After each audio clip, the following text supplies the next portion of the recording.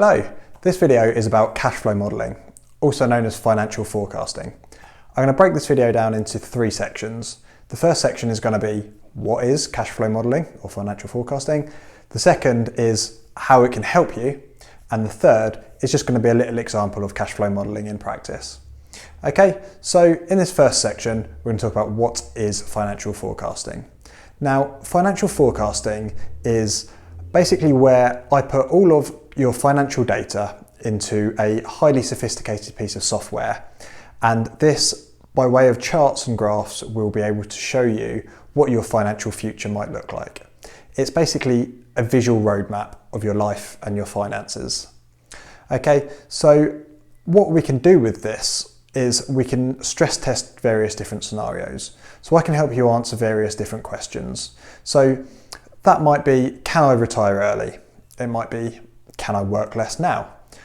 It might be, what about if I suffer from ill health? You know, will I still be able to afford my mortgage? Will I still be able to afford all of my expenditure? Will I be able to maintain a decent lifestyle?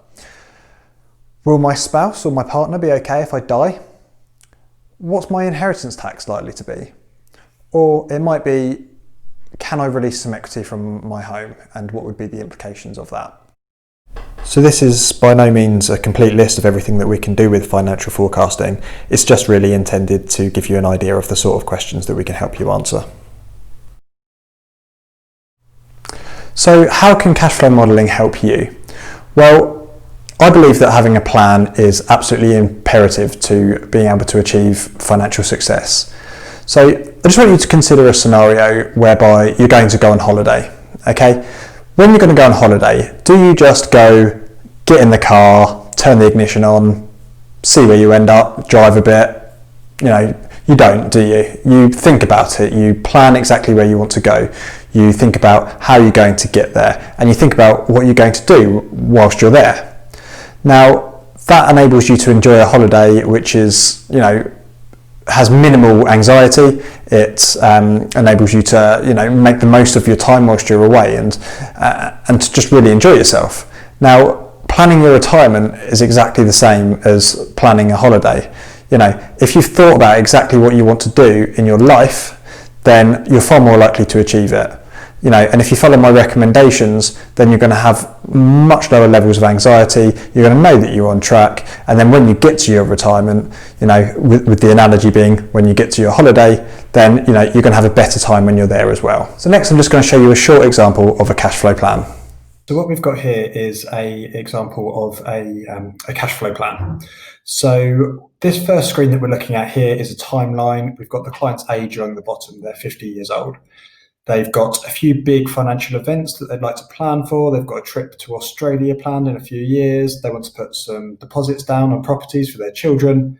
They've got a trip to the States planned. They've got, they're planning to achieve financial independence. So the point when they don't need to rely on earned income anymore by the age of 65. And they've got an NHS pension kicking in at 67 as well.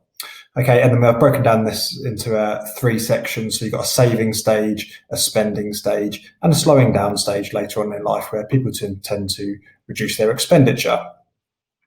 So I've already input all of the clients' normal data into this, their expenditure, their income, absolutely everything about their financial position goes into this software. And you can see where that's all been input here. So after we've looked at this screen, the next place where I'd normally look to go is have a look at some charts. Now, what we can see here is a cash flow plan, basically. So this chart here is looking all at income and expenditure. So the top of the charts is expenditure. This is how much they are spending on an annual basis, and this will add any tax on as well. So we can see if that's what they're spending each year for the rest of their life, well, where's all that money going to come from? So then we can break it down. So we have a look at employment. Okay, so that's their earned income from their salaries or their self-employed work or whatever they're doing for their job. State pensions, they're going to kick in at age 68. This will be any sort of guaranteed pensions. In this case, that's the NHS pension. And then the orange is money purchase pensions. So that'll be any invested pension funds. That'll be currently based on their workplace pension for the male. And then your savings and investments, they're going to be needed for a few of these periods here. And just a couple of other bits here, which I'm not going to spend too much time discussing, because you can see where the majority of the expenditure was going to come from. What we can also look at is liquid assets. So this will show any non-property assets, basically, and anything that would be immediately accessible.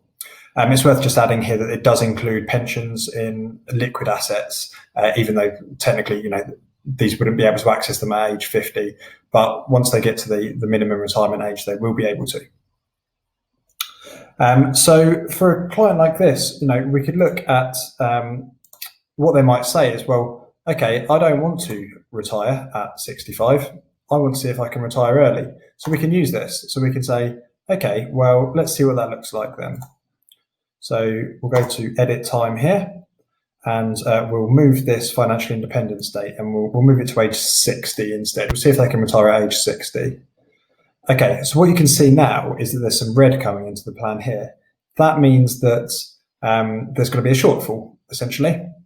So then it will probably bring us to the conversation of, well, what can we do to make it so you can retire at 60? So one idea might be to increase the amount that they're saving each month. The fact that there's some blue above the black here suggests to me that they do have some scope to make some additional investments each month or on an annual basis. So we can look at a scenario. So what I've said is, what if they increase their regular pension and investment contributions? Okay, so based on retiring at 65, everything is still fine.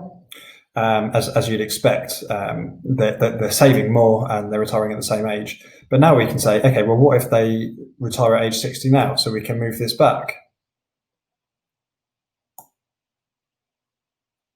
Yeah, okay, so to age 60, everything looks good now. They've got more in their pensions and their savings and investments, so they can retire at age 60. And then you can see how that affects their liquid assets as well here. So you can see they're sort of saving, and then they get to age 60, and then they're spending down on their assets, kind of plateaus there a little bit, where they've got their state pension income coming in, and then later on in life, the assets are gradually eroding. But obviously, we'll be having discussions on an ongoing basis to make sure that they don't run out of money, make sure that they're spending within their means, and revisiting the plan on an ongoing basis. So it's important to add that cash flow modelling is not a crystal ball. As with any forecast, they're not guaranteed. There are a lot of different assumptions that go into these forecasts, and that doesn't mean that they're not useful. It just means that we're going to help you get into the right ballpark, and through our ongoing reviews and ongoing planning, we can make sure you achieve your objectives. I hope you found this video useful, and please do get in touch if you want to discuss this further.